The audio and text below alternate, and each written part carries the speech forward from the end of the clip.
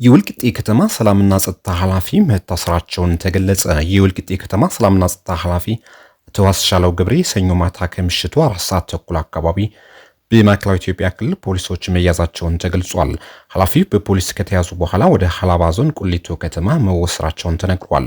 በጉራጌ ዞን የጸጥታ ኃላፊዎች ለእስር ሲዳረጉ ማየት የተለመደ ሆኗል። ቀደም ሲል የጉራጌ ዞን የሰላምና ጸጥታ ኃላፊ እንዲሁም የዞኑ ፖሊስ ኮሚሽን ታስረው እንደነበር የሚታወስ ነው። የወልቂጤ ከተማ ሰላምና ጸጥታ ኃላፊ አቶ አስቻለው ገብሬ ቀደም ሲል ለእስር ተዳርገው በዋስ መፈታታቸው የሚታወስ ነው። ከአቶ አስቻለው በተጨማሪ የወልቂጤ ከተማ ፖሊስ አባላት ለእስር መዳረጋቸውንም የጄኔን ምንጮች አስረድቷል። ፖሊስ አዳነ ፋንቱ፣ ሄሮዱላና ማሊክ ደንበል ለእስር የተዳረጉ ፖሊሶች ሲሆኑ የሚገኙትም ሐላባ ዞን ቁሊቶ ከተማ መሆኑ ተገልጿል። አቶ አስቻለው የታሰሩት ቀደም ሲል ከታሰሩ ፖሊሶች ጋር በተያዘ ሊሆን እንደሚችልም ምንጮች ግምታቸውን አንስተዋል።